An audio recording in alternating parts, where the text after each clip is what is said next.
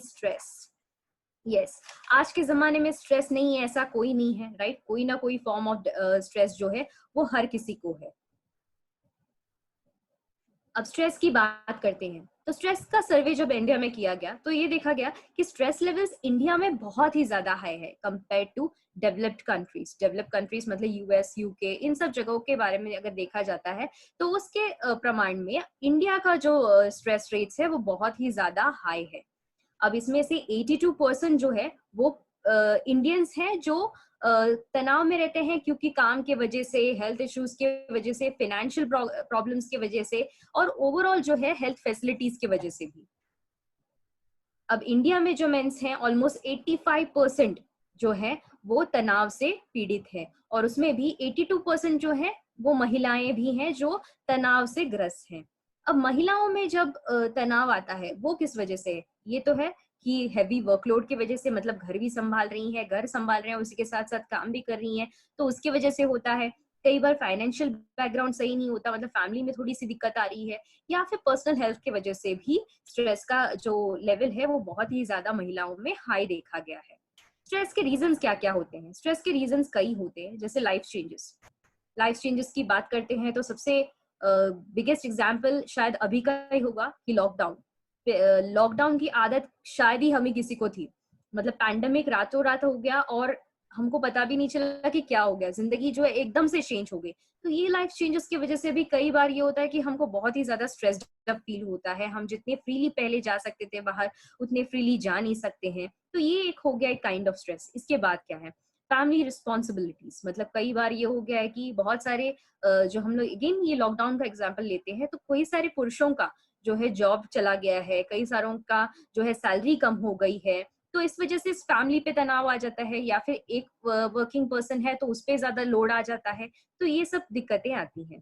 इसी प्रकार से रिलेशनशिप्स की बात करें तो कई सारे बात ये होता है कि husband wife relationship, father mother relationship, ये सब में अगर कोई तनाव है, दिक्कतें हैं, या कुछ जम नहीं रहा है, तब जाके भी ये रिलेशनशिप इश्यूज आ सकते हैं। जैसे ऑक्यूपेशनल बर्नआउट्स मतलब जहाँ पे आप काम करते हैं वहां पे अगर आपको सुकून नहीं मिल रहा है, आपको कंटिन्यूअसली स्ट्रेस लग रहा है, वर्कलोड बहुत ज्यादा है, आपकी लोगों से बनती नहीं है, तो इन नेगेटिव एनवायरनमेंट बहुत ज्यादा है, तो वो आता है ऑक्यूपेशनल बर्नआउट्स में।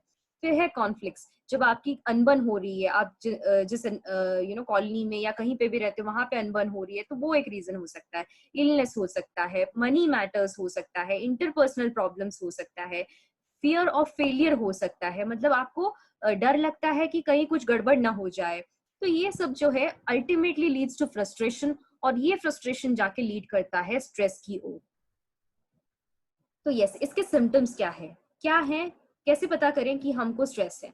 स्ट्रेस तब पता चलता है जब अगर आप सडनली आप फील कर रहे हो कि आपकी एनर्जी लेवल जो है बहुत ही ज्यादा डाउन है, आपको एंजाइटी हो रहा है, नर्वस फील कर रहे हो आप, इसी प्रकार से आपको हेडेक हो रहा है, आपको स्टमक पेन हो रहा है, या फिर पेट दर्द हो रहा है, उसके साथ साथ डायरिया, कॉन्स्टिपेशन, ये सब दिक्कतें आ रही है, ये सब जो है स्ट्रेस से रिलेटेड इश्यूज होते हैं।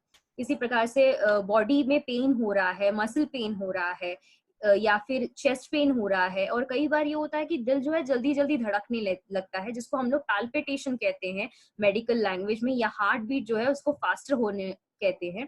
इसी प्रकार से इंसोम्निया, मतलब नींद ही नहीं आ रही है, कुछ भी कर लो नींद ही नहीं आ रही है, तो इसमें भी स्ट्रेस का बहुत ही बड़ा भाग होता है। या फिर फ्रीक्वेंट इन्फेक्शंस, बहुत बार ये होता है कि कुछ भी सीजन चेंज हुआ या कुछ भी हुआ, जल्दी से इन्फेक्शन कैच करना है, इसका भी मतलब ये हो सकता है कि आपको बहुत ज्यादा तनाव है। या फिर ये हो सकता है फीलिंग सैड और डिप्रेस, मतलब बिन कारण के ही डिप्रेस्ड फील करना, मायूस फील करना, सैड फील करना। तो उसके लिए नेटसर्व लेके आया है एक ऐसा न्यूट्रोस्यूटिकल, एक ऐसा हर्बल ब्लेंड जो है मेलाटोनिन एंड जटमांसी से प्रमाणित, या फिर इसमें ये दो इंग्रेडिएंट्स को बहुत ही अच्छे से ब्लेंड इसका तैयार किया गया है। ये एक non habit forming natural solution to your sleep है। मतलब क्या? स्ट्रेस की बात करते हैं तो स्ट्रेस और नींद, इसका बहुत ही गहरा बंधन है। जैसे कि अगर आप ठीक से सो नहीं पाते हो तो भी स्ट्रेस होता है, स्ट्रेस के कारण आप सो नहीं पाते हो।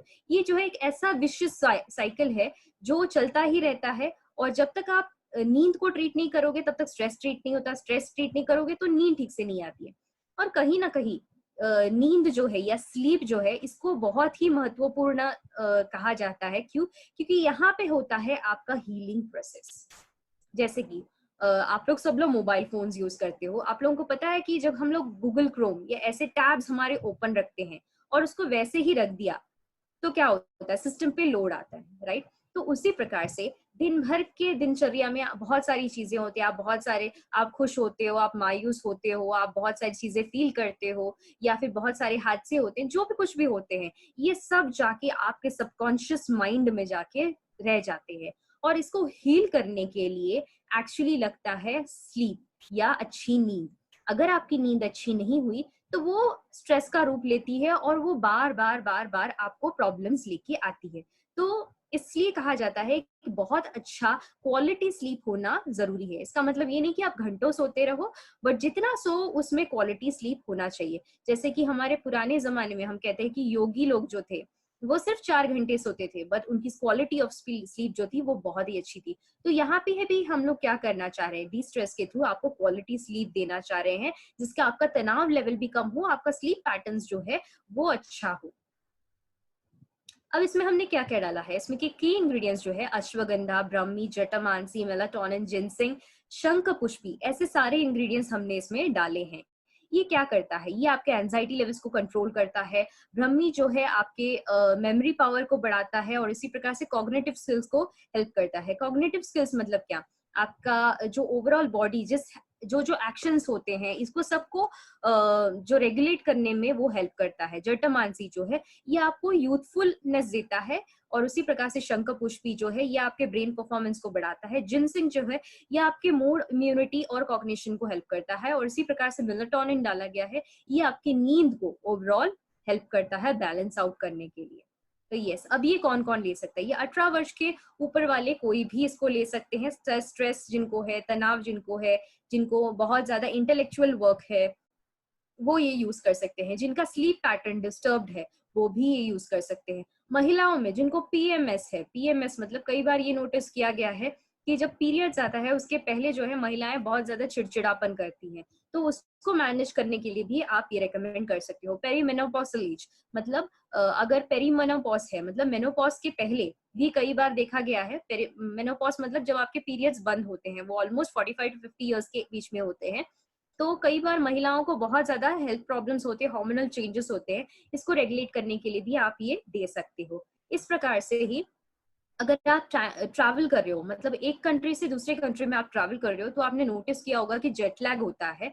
आपने सुना भी होगा कि नींद जो है प्रॉपरली आती नहीं है, क्योंकि अलग एक कंट्री से दूसरे कंट्री में जब आप ट्रैवल करते हो, एक जगह का समय अलग होता है, दूसरी जगह का समय अलग होता है।